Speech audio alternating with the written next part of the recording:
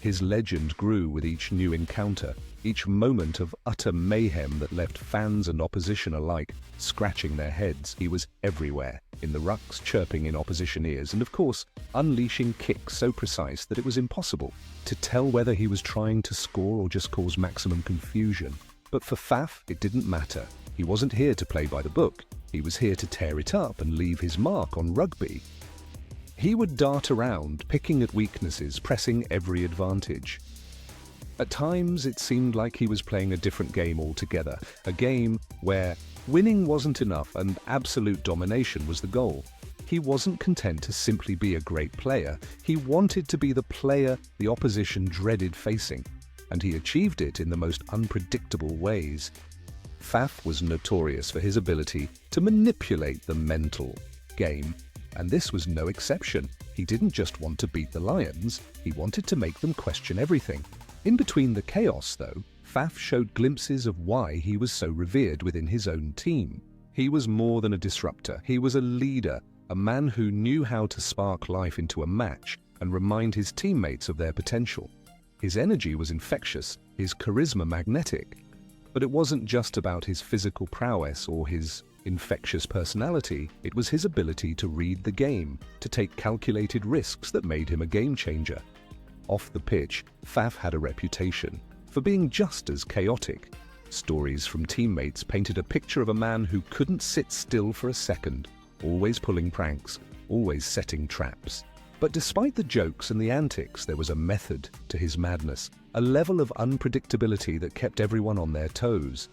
One time it's said that Faf slipped into the Springboks team room after hours and replaced the coach's coffee with a special blend that had the entire squad laughing for hours. It was antics like these that made him a beloved figure within the team. He wasn't just a teammate, he was the guy who made every moment fun, even in the face of pressure. But for all his joking around, Faf was serious when it came to the game. His preparation was legendary. Even when the spotlight wasn't on him, he was putting in hours of work, fine-tuning his skills and studying his opposition. He knew that rugby wasn't just about strength and speed, it was about the mind games, the psychology of a match.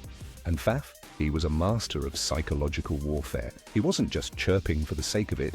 Every word was a calculated strike, designed to throw his opponents off balance, to get inside their heads. He could see their weaknesses and he exploited them in ways no one else could. But let's talk about Faf's biggest weapon, his ability to make you second-guess your own instinct. There's a reason rugby analysts began calling him the mind bender. Faf's movements were so unpredictable that even the most seasoned players had trouble keeping up. His box kicks, brilliant, his tackles, relentless. But it wasn't just the physical aspect of his game that made him so dangerous, it was his unpredictability.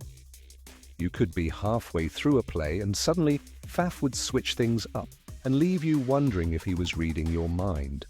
Time and time again, he made plays that made you question whether he had been a step ahead all along. But it wasn't all about flair. Faf's willingness to get dirty, to do the things that others wouldn't, made him a key figure in South Africa's defensive efforts. And then there's the physical toll Faf puts on his body. You see, Faf may be small in stature compared to some of the giants on the field, but his heart, that's where the real power lies. He plays like a man who knows his body's limits and then pushes them further. One story has it that after a particularly brutal match against the All Blacks, Faf was so banged up he could barely stand. But the next day, he was out there, training as hard as ever, pushing his body through the pain to come back stronger. That's the kind of mentality that separates good players from great ones. And for Faf, it was always about coming back stronger, coming back harder. And don't even get me started on the banter. Off the field, Faf was as notorious for his cheeky remarks as he was for his on-field antics. He had this unique ability to get under the skin of any opponent, whether it was making comments about a player's hairstyle or bringing up embarrassing moments from a past game.